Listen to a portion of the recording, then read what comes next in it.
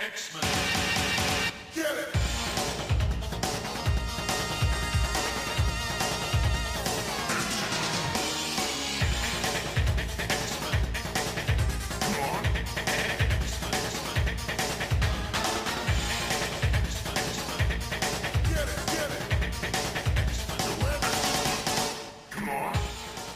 Hey everyone, and welcome to another episode of Battle of the Atom. This is the weekly X-Men podcast, where we rank every X-Men story from A to Z. I'm Adam. And I am Zach. And Adam, guess what time it is? What time is it, Zach? It's time for another edition of X-Men Update. Ba-ba-ba-ba-ba-doo. Do. X-Men update. Update me, Zach. I know this is what people care about, not even a minute into this podcast, so I want to get the good stuff out of the way. You know how I've been cursed with reading all of X-Man? Oh, gosh. Yeah. You meant literally an update about X-Man. I'm not sure that people are really... Are people really... Okay, go ahead. Last week, I believe you were talking about how he's really not the star of the show. Yeah, it's still bad. I had to suffer through Onslaught, which is just as bad. Ooh, that's it's so tough in bad. any book. Onslaught's going to do bad on this list. But Madeline Pryor is now part of the Hellfire Club, and her and Nick kissed for a hot second before they realized how not related, but very related they were. That's a bad idea, regardless of the reality, right? Yes, and that's where I have stopped. Those are some bad comics, but we don't have bad comics today. Do you know why? Because we are doing some good ones. I think we've got some cool stuff here today. We got some cool stuff here today, and the reason we have some cool stuff is because of Patreon supporter Near Ravel. Near went on over to patreon.com/XavierFiles, chipped in as little as $2 a month, and now he's got requests. He's got requests out the wazoo. And do you know what his request this time was? I believe he did X-Men Icons Chamber. That is the 4-issue miniseries by Brian K. Vaughan. And who's doing art on this? Ferguson? You got Lee Ferguson doing pencils, yes, and Norm Ragman doing inks with Jose Varayuba on covers. I mispronounced Jose's name. Jose's last name is pronounced Villarrubia, and I know that because he was actually a professor at my college. Oh, this is good. You should hit him up. Just type his old .edu address. Said, Jose, we're gonna send you this thing. We talked about one of your comics. Fun fact, it's very good. Yeah, I don't think I've actually talked to Jose in person since like the year 2000, so he probably would not remember who I was, and that's probably okay. That's not the connection I was going to get about.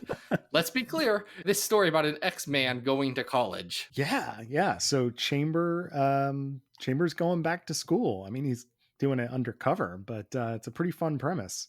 It is an interesting premise. So because this is set at such a specific time in X-Men history. Yeah, I was going to say, we should probably provide some context as to when this is happening, right? Right. This was released October 2002 is when the first issue came out. So this is near the end of the first third of the Grant Morrison run. So the X-Men are celebrities at this point. X-Statix is going strong. Mutants are hated and feared by some, but admired and seen as a subculture by others. There's a ton of them. So now instead of being this pocket group of, 100 people at most, there's thousands and millions of mutants out there. And a lot of the X-Men stories at the time really spearheaded by what was going on in New X-Men by Morrison. We're talking about, what does it mean if mutants aren't just a strike force in a school, but what if they're a subculture? And that has provided some of the most interesting things that X-Men has done before or after. And I'm not just talking about this series. This is where we get stuff like the Morlock series by Johns that we've both taken a shine to, and some other really good stuff came out of this status quo. Well, and I think we've traipsed into this territory and this time period a couple of different times over the course of doing the show. But Vaughn is doing some interesting stuff with it here, I think. Yeah, here's the thing. Here's the thing. I gotta ask you, Adam. Yeah. Do you think this Brian K. Vaughan guy might be good at comics? he just might have a future in the industry. He may be very talented, guys. I don't know what to tell you. He might be able to write not one but two of the, all-time great runs of comics. Like, he could probably do that. Well, and it's interesting that you say that, because reading this, I feel like there's a voice here that is similar to the writerly voice that we hear in Runaways. The way he writes dialogue with the characters here has a similarity to the way that series is done, and it's appreciated. I think it rings pretty true. No, it's important that Vaughn is able to write good, youthful feeling, but still emotionally resonant and not, howdy fellow kids style dialogue. He's real talented at that, because this story, it takes place at a college, and more than that, dealing with how different people from different parts of the social structure are viewing a, new radical subculture. And it's dealing with issues that have so much nuance that it's not even funny. I mean, you talk about, there a lot of people talk about how X-Men are literal social justice warriors. Mm-hmm. But this is, unlike most X-Men comics, is actually talking about and dealing with the ramifications of social justice issues. It deals with questions of, how other people may react to affirmative action. This is not boilerplate racists are bad. This is getting into a much deeper level that X-Men almost never touches on, and I think it's fascinating how they deal with that. Yeah, it has a lot of nuance. The basic premise is that there is a New York college, ESU, that has started letting mutants attend, and it's basically seen as an affirmative action ploy by many of the students and the community at large. But why Chamber is there is he's essentially there to play detective, a mutant student, or sort of a almost like a gay straight alliance. There's like a human mutants togetherness group that has exploded, and it's believed that it's almost like a terrorist act, and Chamber is there to figure out who done it. And the characters that he meets along the way are pretty interesting. He sees humans, he sees mutants, he sees outliers, and all of them sort of represent some different facets of the community, which is pretty interesting. It is great. Can I ask you this? I gotta ask, who's your favorite? Yeah. Who's your favorite character that they introduce in here? Because I know mine. Oh, geez. It's probably the guy wearing the Magneto t-shirt. Are you talking about Neutrino Annihilator? Neutrino Annihilator. In the magnetic north? Who does not want to be called Kirk. How dare you? But yeah, can I just make a brief aside? I was mentioning this on social media the other day, but Kirk is wearing a Magneto t-shirt that is based off of Jim Lee's X-Men 1 cover. And it brings up a host of questions about continuity as to how comic books and comic books covers, and whether Marvel Comics exist within Marvel Comics. And I don't know, you could go on a whole tangent about this, but it really does bring up some questions. Well, can I tell you what I like about that, just in general? Yeah. He is Quentin Quire in the Magnetic North Art, the Omega game, an entire year before Riot at Xavier's. That's exactly what they are. They are a radical mutant group in a school, just trying to be like, no, we're mutants and proud, and we're better than everyone else, and Magneto was right, and y'all just got to deal with that. It's so good. I also love that the group hangs out at CBGB's. Yes, and, that's great. Isn't afraid to just tear the place apart for a fight. Okay, but look, I'm not a historian on the late CBGB's. More you to I join ya, but I imagine that the most famous punk club in the world probably had a few fights in it before. I can imagine that. Yeah, probably not the fights that we see in this particular miniseries. But I mean, look, fair. But we also get introduced not only to the Magnetic North, but to the group that will feature in one of the other stories we talk about today, which is Purity, which is a humans supremacist group that is working on the campus as well. So there's, there's a lot of interesting campus politics going on here. It's a fascinating group of characters because Vaughn does the smart thing and does not just make everyone one-dimensional. He makes everyone have multiple, almost conflicting motives in some cases. They don't seem like, no one is exactly what they seem. Like Neutrino Annihilator, he is the jerk and the punk of the story, but he also, once Chamber does stuff and proves himself to him, he's like, yeah, some mutants died. I will actually help you with that. Like, I'm not dumb. Yeah, there's characters that like Chamber has a roommate that is wheelchair bound, so he's differently abled, and that's a character that has to sort of come around on Chamber, and that's an interesting relationship that goes all the way to the very end of the miniseries. So there's some really smart interactions here that Vaughn's writing that I like quite a bit. Vaughn's writing is great. I think Ferguson's pencil work is so strong because he can make Jono seem unworldly and other in a way that, like, the only other guy I can think of that does that well is Bachelot. Like, he's so good. And he does it so differently than Bachelot does as well. He's really big on the spiraling of it, and it's very flame based, so it really does, and it's complemented wonderfully by Villarrubia's color work here. It's very subtle color work throughout the entire series, but when Chamber lights up, those pages are really cool to watch because there's all kinds of really fun colored digital techniques that are going on there that are really neat. Yeah, it's great. It's an X-Men comic that defies expectations, that challenges the core premise of the X-Men in a way that nothing else really does. It's fantastic. Like, this is on Comixology. It's not on Unlimited, but guys, it's worth buying on Comixology. Not even a question. Go throw your hard-earned cash at these 4 issues because this is a underrated gem of X-Men comics.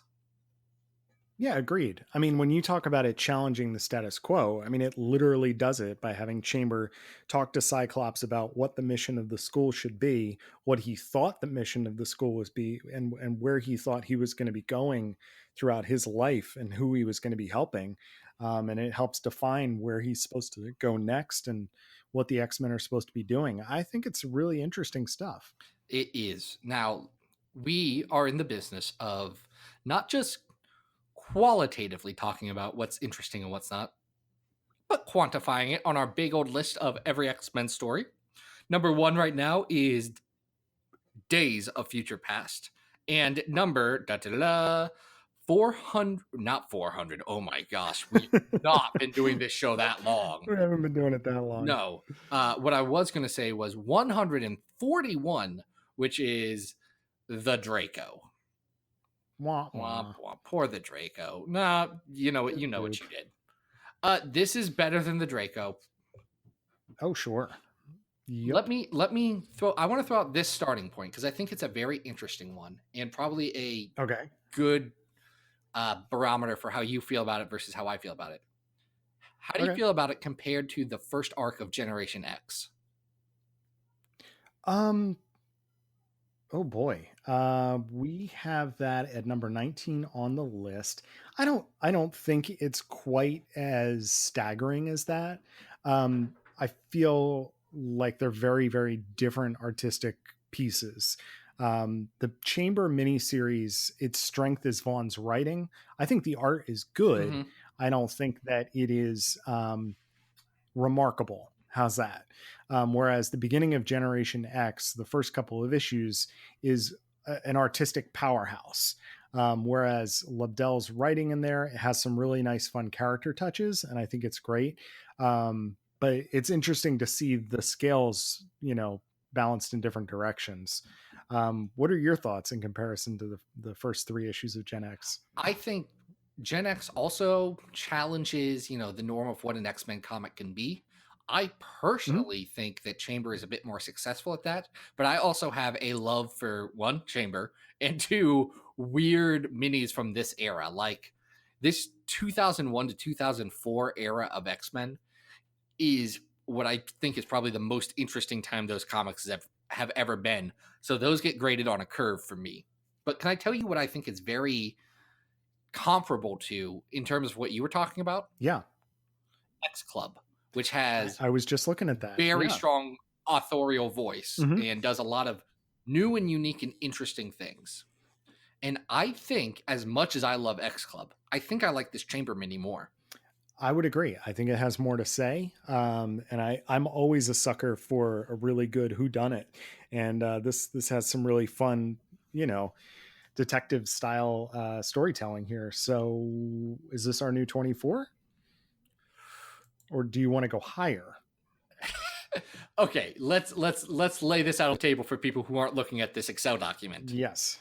At number 23 is X-Men Volume 2, 1 through 3, Mutant Genesis, which, while I think I enjoy these 4 issues better than those 3 issues, I also feel like I'm going to have an uphill battle convincing you of that. Well, I've already bumped it down in our annual special. I don't know that I could bump it. All right. Anyway, and I definitely don't think it's not better than the ending of Inferno with New Mutants with Magic. I mean, okay, that's sure an opinion. Okay. Everyone knows my feelings on Inferno. I don't love it as much as others do. No, but that's the part I like. I know it's the best part. Yeah, it's the best part that doesn't involve my two boys, Artie and Leech, hugging and fighting goblins. But it's okay. I think this is a good number 24. Okay. Cool. And that does it for the first one. Now, we went in 2 different directions with the other 2 stories. One of them, we went in a college direction. Another story that is oddly comparable to this Chamber miniseries. And another story about, the X-Men icon himself, as the comic of his miniseries for some reason proclaims. A story about Chamber. This from his early days in Generation X, number 10 and 11, Death Whale. This was written by Scott Lobdell, pencils on the first issue by Tom Grummett, and on the second issue by Val Zemeckis. And this is an interesting story. I kind of forgot what this was about when I suggested, oh wait, there's that time that Chamber fights Omega Red. We should talk about that. Yeah, and that's pretty much what happens. Omega Red stumbles onto campus, does something very weird and somewhat psychological to Banshee, which forces White Queen to go, sort of inspecting his history, which involves a very early version of Omega Red, while the kids go out, get their butt handed to them by Omega Red, and it's up to Chamber to kick some Omega Red butt. And he does. Yeah. While a dam operator screams about loving his job, which is terrific. Look, there's some bad Scott Lobdell writing. In fact, there's a lot of bad Scott Lobdell writing. This is specifically good Scott Lobdell writing. Yeah, this is fun. The book starts with them welcoming Mondo to the team. I guess he finally got introduced in an annual, right? Yep, the issue right before this. Yeah. And then, it's off to the races. They've got to fight, the bad guy in the woods. And I don't know. The art is stronger on the first issue, I think, than the second. Mm-hmm. And this would probably be a good opportunity just to talk about our feelings about Omega Red. What are your thoughts on him as a character?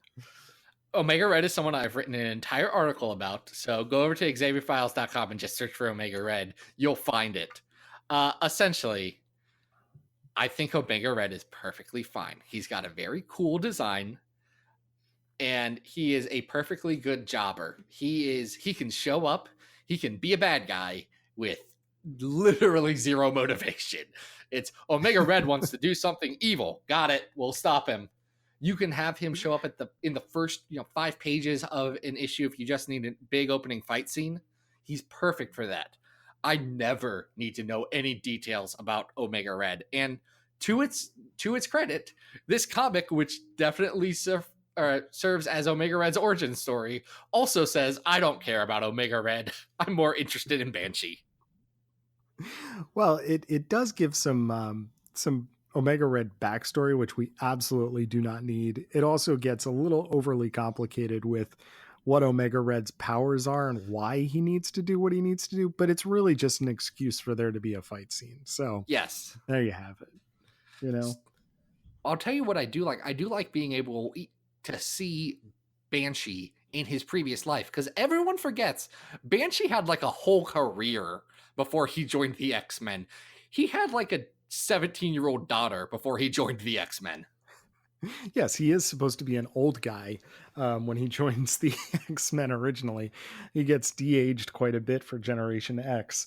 But it is kind of fun going back. I think what doesn't work as well with the flashbacks is there's a general suggestion that, that Banshee was involved with Magneto before the X-Men were ever formed, and that there's sort of like a prequel's worth of hidden history there that I don't know if that works as much, but it is kind of fun seeing Sean. There's a really good classic X-Men backup story like this where you get to see him on his adventures, and he makes for a good adventure character, Yeah, I think Banshee is more interesting than most people give him credit for, but I think he's more interesting in potential than he is in actual use. I love him in Generation X, and I think that's probably the strongest Banshee stuff, but that's not what people remember. They remember those early Claremont issues where, he's easily the member of the team that they depower so they can make room for someone else. Oh, sure. Yeah. And he's generally lovable. Yeah, he's generally lovable. He is. So I think as, post, or I guess, is it really post Bachalo, or is it like there's a weird space where he's just not doing the book and doing covers? Yeah, for a hot second, he leaves to do, I think he leaves to do some, either to start or to do some more Shade the Changing Man. Yeah. Which is one of those series that I keep saying I should really read that, because that's a Bachalo and Peter Milligan DC 90s Vertigo book, and all of those are good words. I bet I'd enjoy it a ton. I've just never read it. It's like there's like I don't know how many issues of Shade the Changing Man are, but I think it's in the 70s. So it's doable. You could read that. Yeah, but it's poorly collected, so I'd have to find it all. Yeah. But I think for early Generation X, this is fun. The characters are on model. They're just doing a fun little adventure here. There's a little bit of character progression and people getting to know each other. Where do you think this lies amongst our list? So this is fine. This is a perfectly fine story. Yeah. There's nothing amazing about it. There's nothing hateful about it. The problem is our list has some good stories much lower than they deserve. Not deserve, but lower than you might originally think. Yeah, things just stack up. So this is not going to compete with some of the better stuff on this list. This is not as good as... I'm looking at this list. It's not as good as the Jeff Parker Exiles. Yeah, I'm already which down is at 101 right list. Now. That's actually a good place to look. I think I might have enjoyed this Omega Red fight scene a little bit more than Final Sanction, which is just Wolverine and Cable blowing stuff up for 2 issues. What do you think about that? They do blow a lot of stuff up for 2 issues. That is true. Yeah. Below that, we have that JRJR Uncanny 206, Freedom is a 4-letter word, which is similarly was sort of like, taken on its own, right? Mm-hmm. So, but I'm looking at what's below it. Is this better than Gold Team fighting Predators to find Mikhail? Yes. People just remember that story more because it was early 90s Uncanny X-Men. I think putting it okay. Actually, what I would say, let's put it one spot below Phalanx Covenant, because I just listened to a friend of the show, Chris Edelman, and his wife Christy have a great podcast called Chris's on Infinite Earths, where they recently had former guest Chris Sims, to make it 3 Chris's on Infinite Earths, talk about Final Sanction. And boy, I like it more now. So I think this is a really good new 103. Perfect. This is Generation X 10 and 11 Death Whale. Not whale like a death whale, like a fish. Like the scream of a banshee. Yeah. Circle gets the square. A plus, Lobdell. Just got that one. Well, and we're going to go in a completely different direction for this last story, because you said we're going in 2 different directions. We're going back to a college environment for Extreme X-Men Mechanics. That's how it's listed on Unlimited. The trade dress does not say Extreme X-Men, and nothing I can find calls it Extreme X-Men, so I have no idea where they're getting that title from. But yes, I don't know. It's definitely titled Mechanics. And let me ask you this. No context. Mm-hmm. If you know that there's an X-Men story called Mechanics, spelled, just to be clear, Mekanix, who do you think it's going to be about? X Club, maybe? Maybe. This is a bad Forge? title. Is it going to be about Forge? Is it going to be about Danger and Dr. Nemesis? Like, is it? No. I mean, we do know that Kitty Pryde is, famously depicted on the back cover of Excalibur working on some circuitry, but what? Like, why call it this? I don't know. Why call it Mechanics? We would have to ask writer Chris Claremont, who's known for being good at X-Men, or penciler Juan Babilio, because Babillo, man, I'm just not. Those double L's are killing me tonight, aren't they? It's okay. I took 3 years of Spanish. I should know this one. You'll get it, Zach. Right. One of these days, it'll come in handy. But yeah, they wrote this in 2002, December of 2002. So this is running contemporary with the end of Chamber. These are happening at the same time. Well, and that does make sense because the Purity group that does get introduced in Chambers Mini is also in this, except they're a little more prevalent in this story because they're the main villains. Yeah, they are explicitly a mutant hate organization. Mm-hmm. And they are using tactics that were a little weird and more sci-fi in the year of 2002, but in 2018 are commonplace. Yeah, they're doxing people. They're basically outing these people who they think are mutants that are working on a research project with a scientist on a college campus. They are a targeted online hate group, and that would be so interesting to see an X-Men comic about that today, when that is a thing very prevalent in just culture and comics in particular. But in 2002, Chris Claremont didn't know what to do with it. I mean, we just got to say right off the bat, there is a lot going on in this book.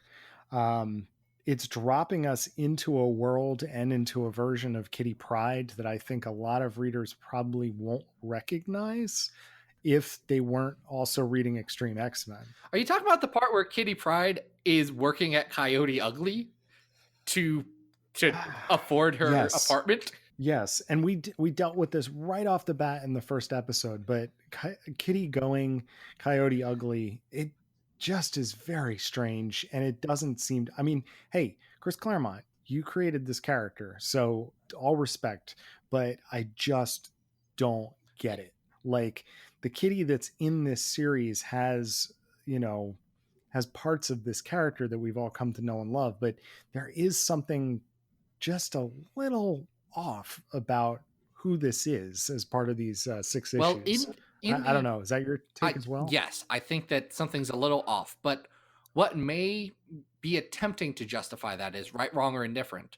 In the 12 months of real time before this issue came out, Kitty lost both Colossus, who, while she wasn't dating, still had a very deep affection for and connection with, and she lost her father in the attack on Genosha. So she's obviously going through some stuff. She is acting out to taking the Kitty pride things to the extreme. Like, someone says something bad about mutants, instead of just yelling other racial slurs at them until they realize, oh, this was a bad thing I did, she's getting into actual fights. Yeah, and we're also dealing with a, post Sopranos, every person has to have a therapist storyline. Oh yeah, so that is what this is, isn't it? Yeah, so Kitty is in mandated therapy, which is a subplot throughout the book as she tries to deal with her father's death. It's also, her father's death is also coming back to her from people who hold her accountable for his bad actions on behalf of his business. I mean, there is a lot of, intersecting story going on here. And it doesn't work all that well, because the whole main plot essentially is Kitty's away from the X-Men. She is intentionally at University of Chicago trying not to be a superhero. She ends up meeting with Karma, Shan Koi-man, who is working as a librarian there, and they, hang out. There is some, there are 2 panels of weird sexual tension between her and Karma, and I only say weird because the comic doesn't address the fact that Karma is an out lesbian woman. Like, it doesn't bring that up once at all, which would make all that, what seems from an outside reader just to be some weird panel choices. No, guys, this is explicitly what's going on. But also, Karma's boring in this. Yes. She doesn't do anything. Well, she's there so that Kitty has a friend. She's there so that there's, there's a larger cast. And her possession skills come into play a couple times in the story. There's also an odd sort of NYX feeling to this, because there are other new characters shoehorned in here, like a telekinetic who pops up Shola, who pops up a couple times throughout this story and becomes pretty important to it. So you have these competing storylines that are all taking place. You have an investigation after Kitty saves an explosion in a lab that was caused by the Purity hate group through a virus. And then you also have the therapy storyline. You also have what's going on with Sean. You also have what's going on with Shola. So there's a lot to keep track of. And you're right. I don't think it's really successful in tying all those threads together. I mean, maybe it's because I read them at the same time, or maybe it's because they came out at the same time, but you can't not compare this to that Chamber miniseries, because there's so many similar plot points to it. Yeah, they're doing very similar things. Oh, I forgot to mention that there's also a Sentinel invasion in this as well. Like, there's just too much that is trying to happen. Not just Sentinels. It's not just regular, 50-foot tall giant purple robots. These are wild Sentinels that Cassandra Nova made, the same kind that destroyed Genosha. Which isn't really, like, that should be a bigger deal in this story than it is. Like, you have to put the pieces together for that one. Like, oh, this is the worst kind of Sentinel for Kitty right now, regardless of the fact that she didn't, like, know it or see it or anything like that. Yeah, there's at least one allusion to that particular storyline before the actual Sentinels show up. But you're right, it's not tied very well to that. But yeah, there's so much going on here. And bringing it back to Chamber, which also has a lot going on, but stays a lot more focused. Chamber does things with nuance. there's an explosion that, you know, has this whole investigation thing going in both of these stories. But not to spoil Chamber, because I think Chamber is best read if you don't know what's going to happen to it, because it's a very satisfying ending. In Chamber, the antagonist has, like, you struggle to hate or be mad, or like you see the reasoning behind everyone's actions in that book. Even if you don't like their actions, you honestly understand it. It's a way to do the mutant metaphor for the future. This is, hey, look, this is this racist, and they set up a bomb to kill all of these people because they're different. They're bad. And that's not, like, if you want to bring the mutant metaphor into 2018, that's not the way that things are handled in America, at least. In our current culture, that's not how these things operate. That's not what people deal with on a day-to-day basis. So if you're, you know, trying to use, let's say, the mutants for a metaphor for the LGBTQ community, you're not necessarily worried about bombings and things like that. Now, some terrible tragedies have happened in today's day and age, but the more prevalent day-to-day threats are the, you know, like the doxing and the hate groups and the general attitude of, I don't like you because you're different, and I'm going to be crappy to you because you're different. It's not a, you know, maniacally laughing villain who's so happy that her plan of setting off this bomb worked. Yeah, I mean, here's what I will say is that Claremont is definitely trying to inject a certain level of action to this that, you know, I was thinking a little bit as I was reading this about Extreme X-Men Expose, which has much more of a slow discourse about some of these topics, and trying to have on the ground literal conversations about the mutant metaphor. Whereas this is definitely trying to be action packed. And there is a lot of action in it, but I agree that, you know, it doesn't ride high on nuance, for sure. It's, you know, it's pretty blunt. You know who did it, you know how evil they are, and you know what the solutions to this problem will be and how to solve them. This is a story that is weird to me. Like, there's other elements that we haven't really touched on, and we don't need to. Like the covers are all bad. Like covers. Cecilia Calais' covers are not good. And they add to the confusion. You know, the title, the covers. What is this series? What does Mechanics mean? It's so that strange. Doesn't make any sense. It's not even a thing that happens in the comic. What is the name? This is the only thing that I could figure out, was that the name is there because Kitty is part of a team. She is referred to. She says that the professor refers to her as his mechanic at some point. So the team of students that are assembled to help him with this project that ends up exploding, they're on panel for maybe 2 or 3 pages before the explosion. They're the mechanics.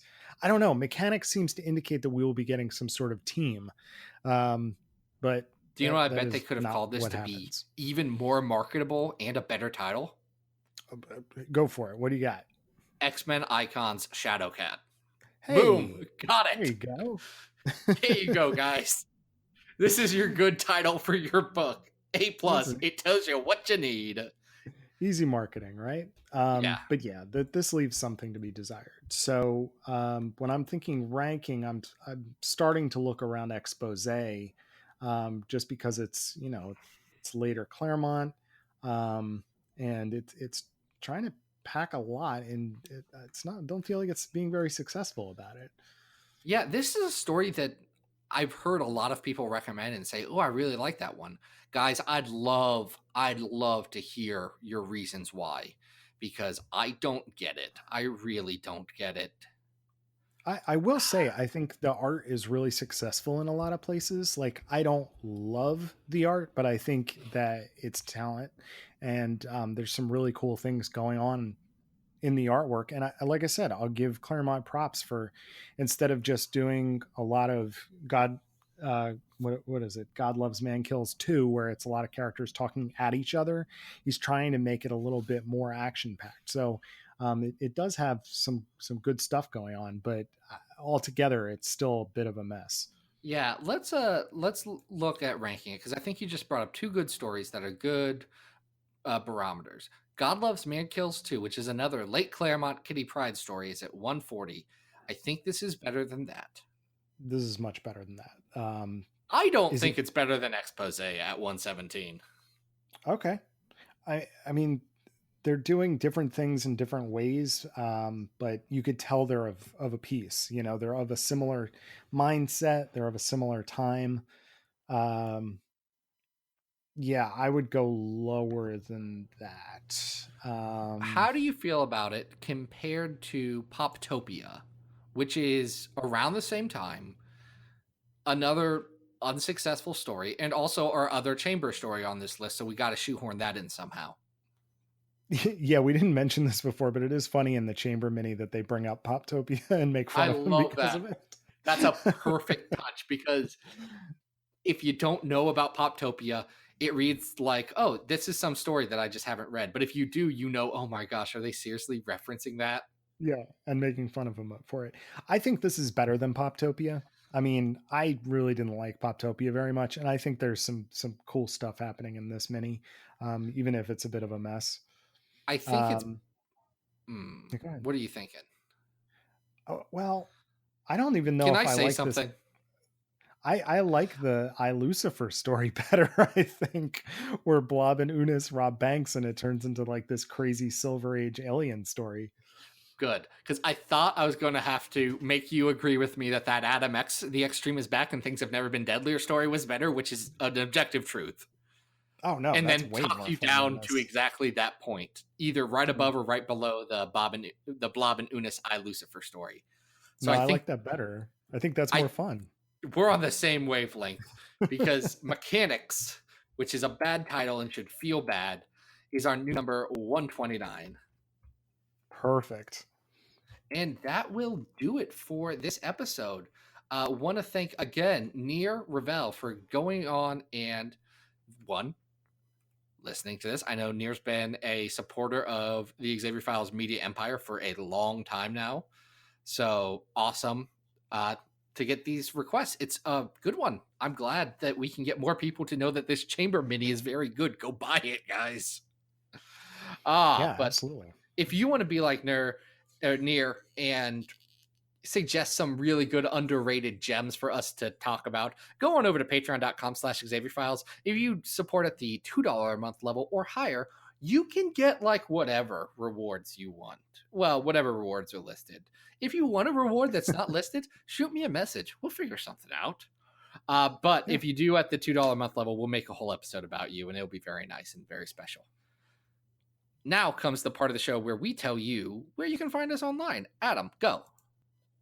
Guys, you can always follow me on Twitter at Arthur Stacy. I've got new pages coming out every Monday of Bish and Jube's Attack on the Mansion at adamrec.tumblr.com and xavierfiles.com.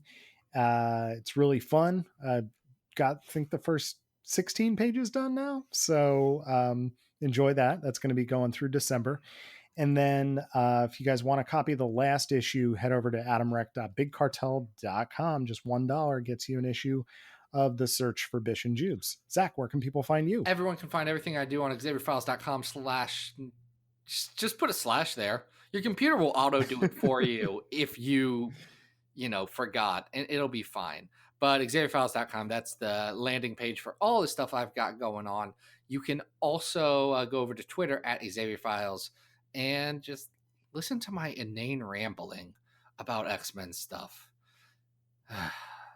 Anyway, I think this was actually a good episode, even though I just ended it on a very down note. But next week... Yeah, why so dour? I don't know. But I want to let y'all know that next week we have a special guest coming on from the wild world of X-Men. His name is Ed Brisson, and we're going to be talking about some Old Man Logan. We're going to be talking about some Extermination. We're going to be talking about some Uncanny X-Men and just poke and prod him to see how much he gives up. Who knows? But Until then, this has been Battle of the Atom, and we hope you survived the experience. Get it!